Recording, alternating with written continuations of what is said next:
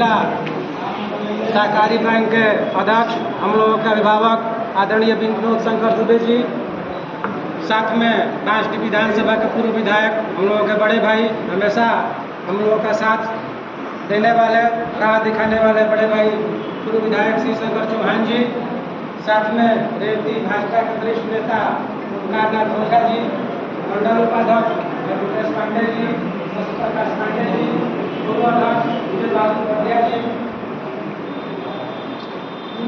महामंत्री सुशील श्रीवास्तव जी,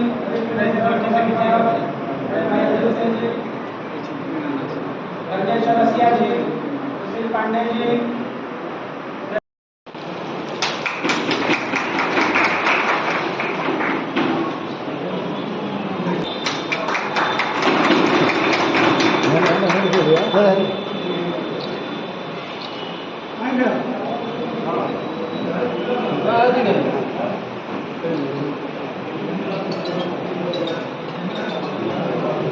देख के ने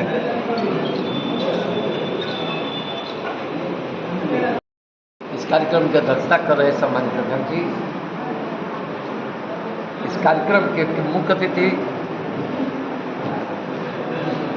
पूर्व जिला भाजपा के अध्यक्ष, वर्तमान में जिला सहकारी बैंक के चेयरमैन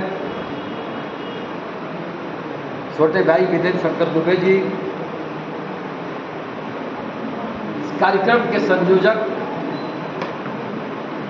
जिन्होंने दिन रात एक करके कड़ी मेहनत करके इस 45 डिग्री के इस गर्मी के मौसम जो बर्दाश्त के बाहर है, इतने लोगों को इकट्ठा करने का काम किया छोटे भाई मुकेश पांडे जी। मंच पर मंचा से हमारे पूर्व के वक्ता सम्मानीय आदरणीय ओंकारनाथ ओझा जी, जो मेरे गुरु हैं, बहुत पुराने साथी, जिन्होंने रात दिन एक करके मुझे विधायक में बहुत बड़ा योगदान दिया, छोटे भाई पृथ्वीराज पांडे जी। अच्छा है, अगर अमेरिका का कोई सामान है तो made in China, made in Japan लोग कहा करते थे, लेकिन जब देश की सरकार बनी, प्रधानमंत्री मोदी जी बने, एक देश का चाय बेचने वाला गरीब का बच्चा बना, तो जो माताएं बैठी हुई हैं जीरो बैलेंस पर खाता खोलने का काम किया। अगर 1 रुपये की पेंशन भी आती है तो माताओं के खाते में आती है, राशन भी कार्ड भी बनता है तो माताओं के नाम से बनता है, यहाँ तक कि अगर घर भी सुलभ करा जाता है तो उसमें भी मुखिया कोई रहता है, तो हमारी बहनें और माताएं ही रहती हैं। अगर जो शुरुआत हुई थी माननीय विधायक जी, जो उज्ज्वला योजना बलिया से प्रधानमंत्री ने शुरू किया था, वह गैस का चूल्हा भी माताओं के नाम से था।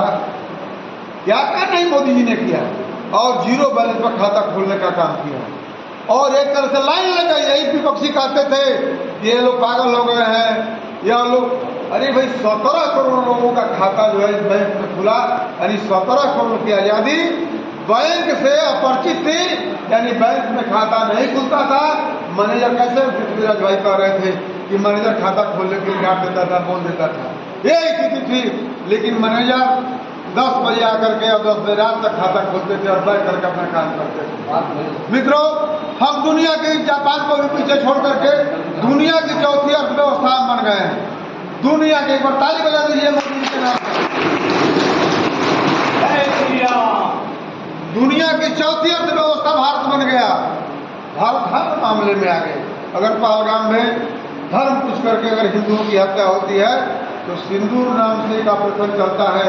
जिन लोगों ने सिंदूर माताओं का धोने का काम किया, उनके खिलाफ मोदी जी ने आर पार की लड़ाई छेड़ा और पाकिस्तान में इतना वज्रपात किया कि पूरा पाकिस्तान हिल गया।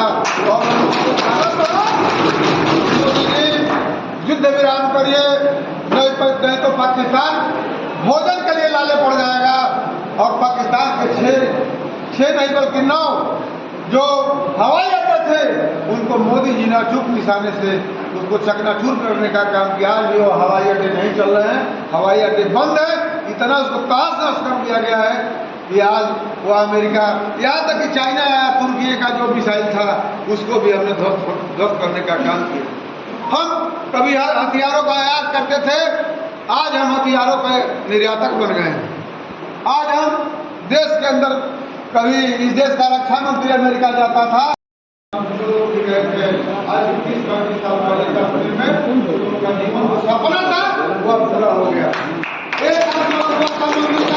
राम मंदिर का लोग कहते थे देश इधर से उधर हो जाएगा, पाकिस्तान भले पाकिस्तान का भारत में विलय हो जाएगा, लेकिन राम का मंदिर नहीं बन सकता है। लेकिन मित्रों, वो अभी हमने देखा कि 1.5 महीना हम लोग और पांडे जी, पृथ्वीराज जी, यहाँ रमेश चतुर्वेदी जो भाजपा के स्तर हुआ करते थे, अंग्रेजी का अच्छे प्रवक्ता थे, वो अभी जेल में हुआ करते थे। एक हमको लगता है कि एक और व्यापारी थे, नंदलाल केसरी जी, घंटे पढ़े, कितने दिन तक कितने घंटे तक आपने खेला, ये सब हिसाब किताब होता था। आज मित्रों कितनी विचित्र बात है कि 5 में पढ़ने वाला लड़का और गार्जियन पूछ देता है, जो खास तौर पर होली क्लास में पढ़ते हैं, चाहे वो कॉन्वेंट विद्यालय में पढ़ते हैं, उनसे पूछा जाता है कि आप कहाँ गए थे, तो आँख दिखा करके बात करने का काम करता है। इससे क्या मतलब? उल्टे सवाल करता है। इसके मतलब कि समझ जाइए कि परिवार आपका पतन की तरफ जा रहा है। अगर लक्ष्मी गुणकारी हो, लड़का आज्ञाकारी हो, तो हमको लगता है कि उससे बड़ा धन दुनिया में कोई नहीं है, कोई नहीं है। और भारतीय जनता पार्टी का कार्यकर्ताओं से मैं आग्रह करता हूँ कि कार्यकर्ता बंधुओं, आप देव दुर्लभ कार्यकर्ता हैं। ऐसे कार्यकर्ता किसी पार्टी में नहीं पाए जाते हैं कि अपना खाता है, अपना सब करता है, अपने परिवार का पालन पोषण करता है, ऐसे में भी पार्टी का काम करता है। इसलिए मेरे जैसा कार्यकर्ताओं की पार्टी कहता है, और कार्यकर्ताओं के लिए चाहे कोई भी बड़ा से बड़ा आदमी हो, केवल अगर किसी से दुश्मनी रहती है तो केवल कार्यकर्ताओं के वजह से रहती है। अगर भोला गुप्ता का कोई काम पड़ गया या किसी का काम पड़ गया, उसने रात को बुलाने का काम किया, तो मैं जाने का काम करता हूँ, और कोई भी हैसियत हो उसको मैं देखने का काम करता हूँ। इसलिए बहुत से लोग तुम लोग के दिमाग में। नमस्कार सर, आजकल विपक्ष के लोग जो अहमदाबाद में एरोप्लेन क्रैश हुई है उसके ऊपर तमाम तरह के सवाल उठा रहे हैं सरकार पे, ये कहाँ तक सही है और क्या है ये?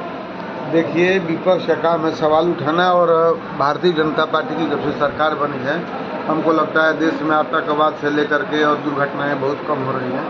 लेकिन यह टेक्निकल फॉल्ट है, उसकी जांच हो रही है। अभी उसका जो मेन जो ब्लैक बॉक्स है वो अभी खुला नहीं है।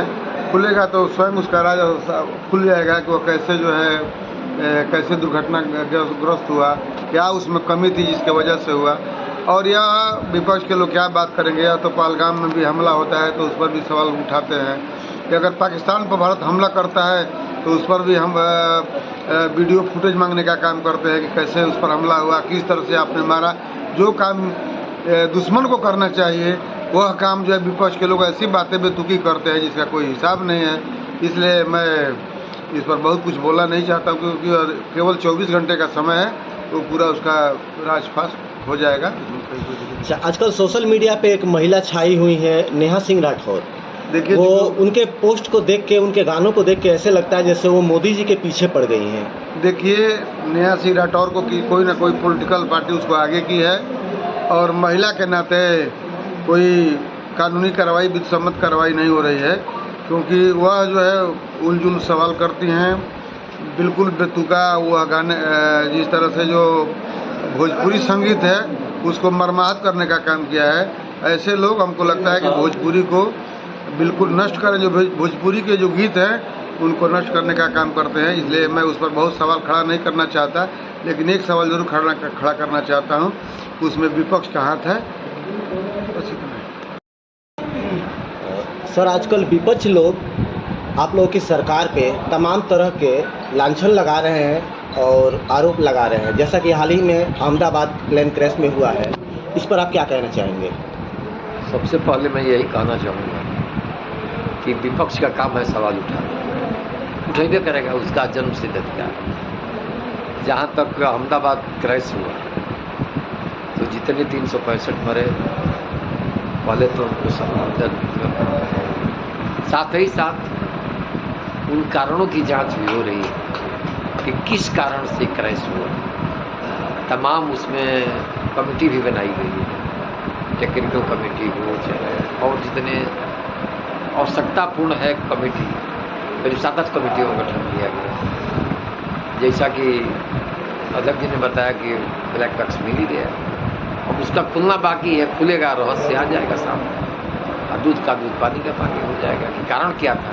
और विपक्ष से आपको नहीं घबराना चाहिए, विपक्ष का काम है सवाल करना, वो सवाल करेगा, उसको जवाब मिलेगा। अभी हम लोग इस पर क्या कर सकते हैं, विपक्ष तो हमेशा सवाल करता है। 2027 के चुनाव के लिए क्या आप लोग अभी से तैयारी कर रहे हैं? बिल्कुल तैयारी है।